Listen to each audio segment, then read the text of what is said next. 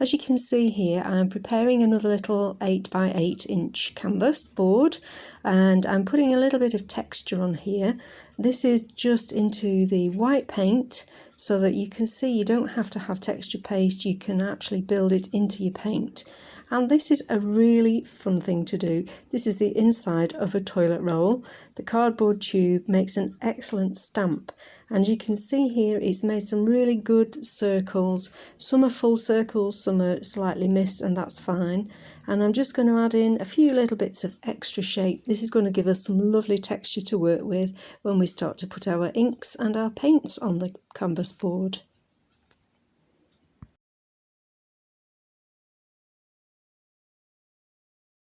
I know this looks a little bit odd now, but please bear with me. We're all dry, so I've actually used a Sharpie black pen just to pick out some of those lines that our cardboard tube made. Very effective, because I'm actually going to use a mixture of black and red acrylic inks. So first of all, I'm just going to go in with the black and use the dropper just to put a few little lines around where we've got the black marks. It gives you a good guideline, and you can add extra ones in yourself, don't be afraid. And I just give that a good squirt with clean tap water in a nice spray bottle. For some reason, occasionally my bottle is a little too vigorous and spreads the ink where I don't want it, so I'll just take out with a bit of tissue.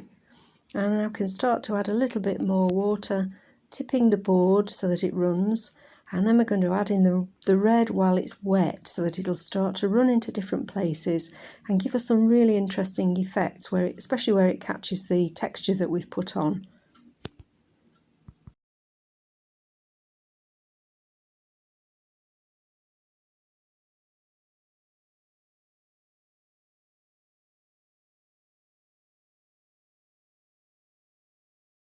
And now I'm just going to move some of that lovely colour about.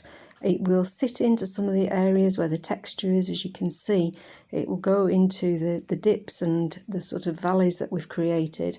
I don't want it too strong, so I'm just taking it out a little bit with that tissue.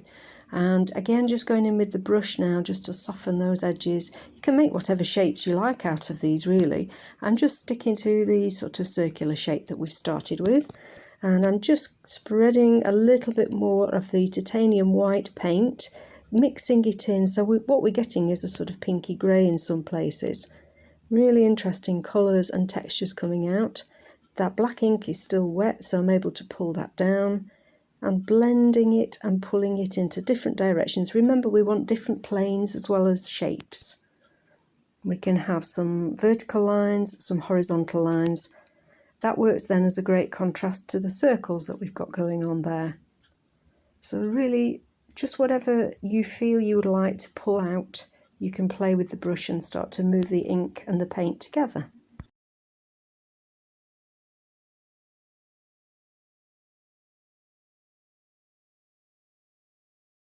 I'm going to strengthen some of those reds that we've washed away with some of the water, just to give a little bit more density. This is a beautiful Dale O'Rowney red acrylic paint, and it really is a lovely vibrant red, proper scarlet red colour. And now I'm using my faithful spatula, my Catalyst spatula, just to pull some of that ink around in various places. Because it has a pointed end, it's quite good for getting into sort of difficult spots. Takes a little bit of practice, but it's really good fun to use. And you can take some of that ink out as well if you want to. Don't be afraid to remove as well as add. And now with the palette knife, I've gone in with a little bit more white paint so that we get a little bit more pink texture and colour going on there. This really is a process of adding, mixing, perhaps taking out a little bit. There I am, you can see my workroom. It's literally just my spare bedroom, so it's nice that you can see exactly where I am working.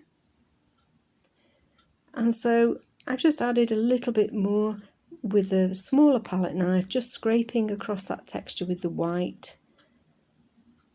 Just adds in that little bit of difference, pull in some lines. Remember, if you don't like them when you carry on, you can always remove them. And now I'm going to do this with this lovely rich gold colour.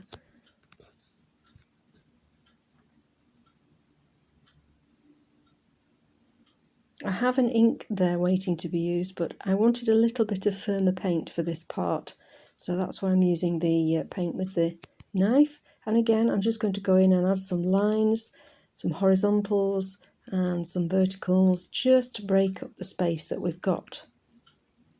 And using the palette spatula, I'm just going to put a little bit more white onto here. You can see where we've got the texture, where the knife has left lines in the paint, and as it's dried, it's kept those beautiful lines that we can use. And I'm going to use the end of that as well to apply some of the gold and just spread that across. So easy to do, so much fun, very effective.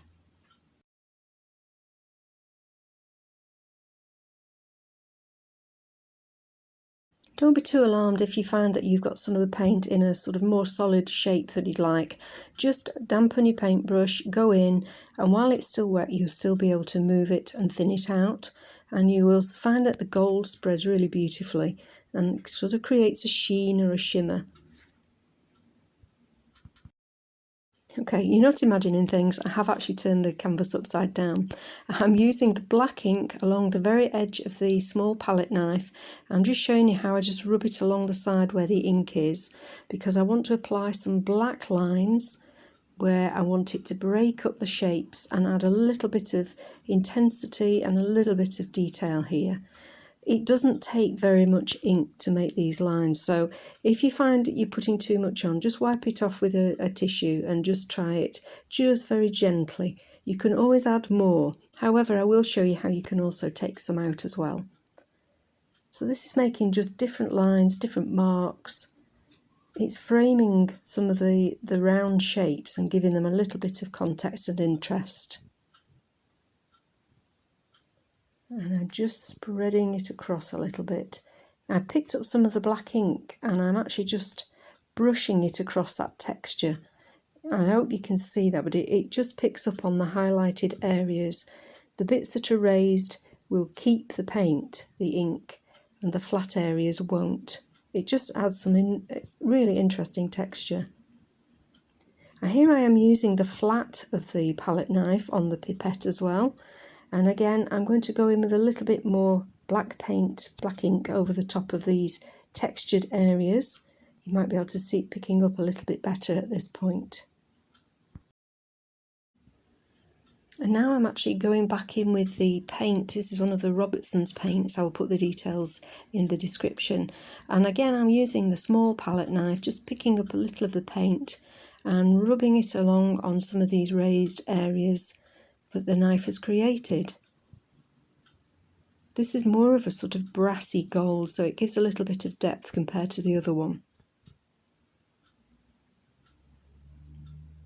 And again, you can add as much or as little as you choose.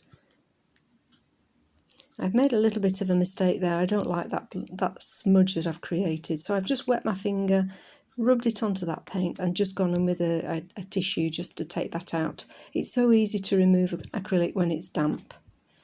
And here we are back to the normal way round, and I've decided I don't like this line here. It is far too intense, so I'm just going in with the edge of the palette knife with thick titanium white paint, and you can actually remove colour, you can blend that in, you can make it disappear. So please don't panic too much if you find that you're not keen on an area. You can go back in and correct it.